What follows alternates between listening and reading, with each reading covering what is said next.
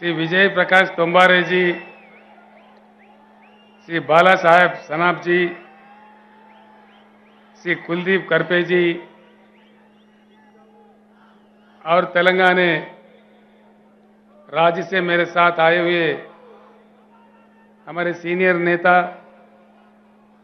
BRS parliamentary party के leader Shri Keshav Rao ji, हमारे आदरणीय एमपी श्री बीवी पाटिल जी, आदरणीय एमपी श्री संतोष जी, मेरे साथ आए हुए एमएलए एमएलसी, हमारे तेलंगाना राज्य के भूतपूर्व चीफ सेक्रेटरी जिन्होंने तेलंगाना मॉडल बनाने में, तेलंगाना राज्य बनाने में मेरे साथ जो 24 घंटा काम किए थे, ऐसे महान शख्सियत भूतपूर्व चीफ सेक्रेटरी श्री सोमेश कुमार जी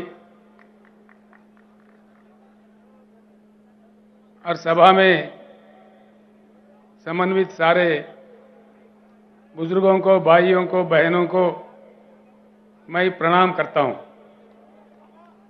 सबसे पहले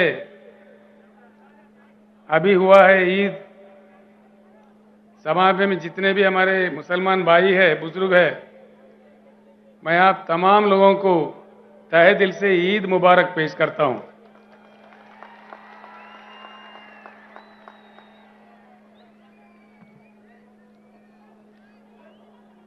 इन दिनों में एक प्रश्न बहुत बड़ा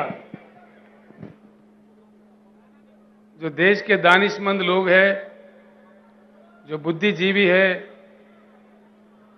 उनके भीतर में और मेरे मन में भी एक बहुत बड़ा प्रश्न उठ रहा है। आज हमारा देश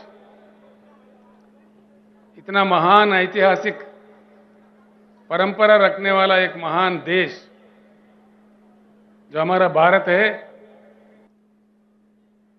मैं इसीलिए कहता हूं, हमारे पानी समंदर में ना बहते हुए हमारे खेतों पे आ जाए, हमारे खेतों का प्यास बुझाए और हमारे पीने के लिए भरपूर पानी हमें मिले, हमारे अन्य चीजों के लिए मिले, ये करना बहुत जरूरी है। इसके लिए रोना धोना बंद करना है, अब लड़ना सीखना है। सारे शेतकरी इकट्ठा होना है, अन्य भाई भी इकट्ठा होना है। इसका कोई दूसरा नहीं कर सकता, इसका फैसला हमको खुद करना पड़ेगा। कोई दूसरा देश वाला भी इसमें हमारा मदद नहीं करेगा। दूसरी चीज है बिजली। क्यों बिजली नहीं देते भाई, ये तो मुझे समझ में ही नहीं आता।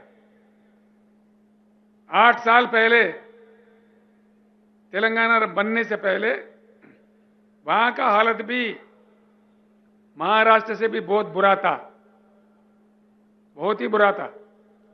दिन में 3 घंटा आता था करंट, किसी दिन तो आता ही नहीं था।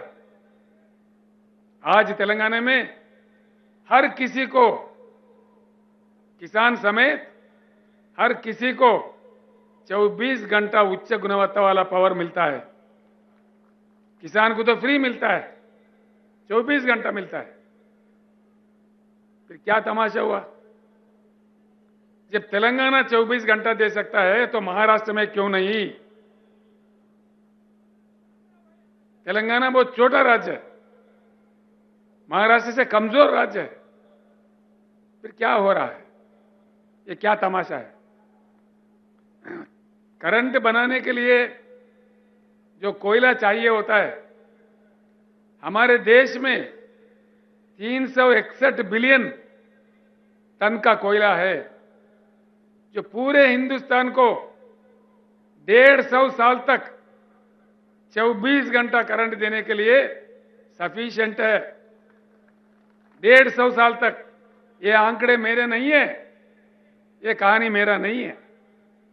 इसको कोई गलत साबित करा, मैं 1 ही मिनट में मेरे चीफ मिनिस्टर पोस्ट को इस्तीफा भी दे दूंगा। सबसे पहले मैं आपसे एक प्रार्थना करूंगा, जो मैंने नांदेड़ में भी किया था, लोहा में भी किया था, आज फिर एक बार अपनी बात को दोहराता हूं। जितने भी सभा में लोग आए हुए हैं, मैं आपसे प्रार्थना करता हूं मेरे जो भी बात है यहीं सुन के यहीं इसको भूल मत जाइए।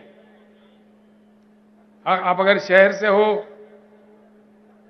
आपके बस्ती में जाने के बाद, आप अगर देहात से हो, अपने गांव जाने के बाद अपने लोगों के भीतर इसका चर्चा जरूर कीजिए और सच जानने का कोशिश कीजिए। इतना मैं आपसे प्रार्थना करता हूं। आज मैं जो भी कहूंगा, चाहे अच्छा है बुरा है, देश के लिए, हम सबके लिए। वो लोग तो अफ्रीका से शेर ला के दिखा रहे हैं हमारे को। अरे भाई, ये हमारे किसान शेर मर रहे बोले तो देखो देखो, ये अफ्रीका का चीता है, ये नामीबिया का शेर है, इसको देख के खुश हो जाओ। क्या समझ में आता है? समस्या का वो समाधान नहीं है।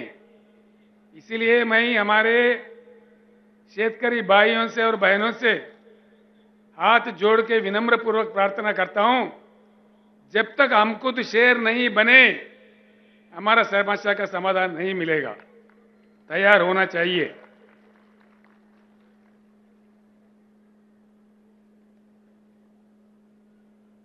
भारत को परिवर्तन होना होगा। बिना परिवर्तन के भारत विकास नहीं होगा भारत में, ये बिल्कुल तय है। जो कि लंबा समय गुजर चुका है, कई पार्टियों को मौका दिया जनता ने, लेकिन कुछ बात सही नहीं आया है। हमारे आंखों के सामने हमसे बुरा हालत में रहने वाला चाइना आज दुनिया को कमांड कर रही है। साउथ कोरिया आगे बढ़ गई है।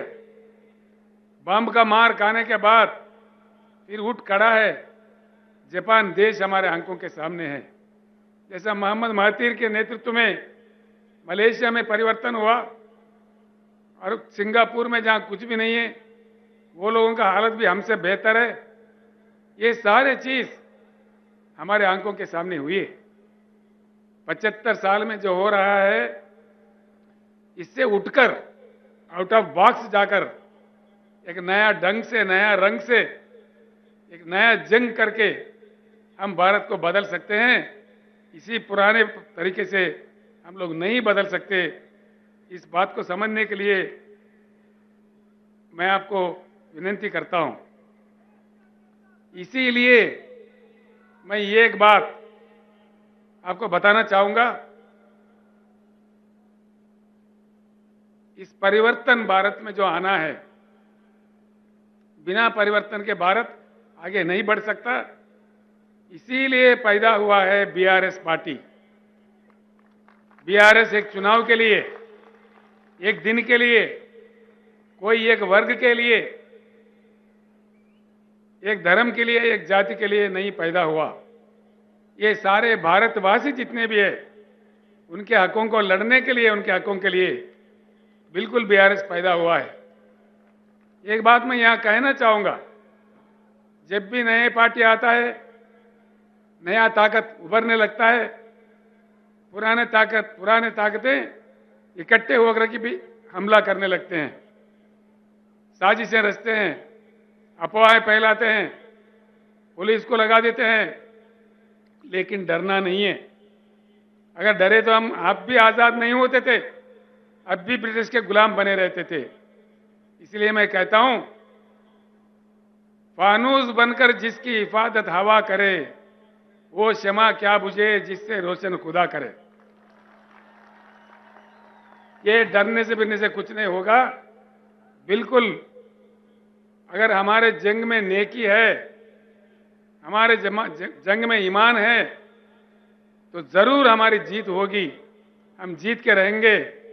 जो कि भगवान हो या अल्लाह हो, अल्लाह के घर में देर है लेकिन अंधेर कभी नहीं है। इसीलिए हमको आगे बढ़ना चाहिए। इसीलिए आया है बीआरएस पार्टी। और बीआरएस पार्टी परमानेंट ऑफिस हमने खरीदा है नागपुर में। हमारे अभय भाई और लोग यहाँ पे भी परमानेंट ऑफिस खरीद रहे हैं, कोई किराए वाला नहीं, बिल्कुल परमानेंट। बीआरएस काम करता रहेगा। जब तक भारत पूर्ण परिवर्तन नहीं होगा, तब तक ये लड़ाई जारी रहेगा। भाइयों, मैं आपका ज्यादा टाइम मतलब नहीं लूंगा। 2 बातें मैं समझा दूंगा आपको, सिर्फ 2-3 बातें, ये समझने की बात है। एक अजीब बात है, पानी नहीं है शहर में। प्रकाश पोरे कह रहे अकोला में नहीं है।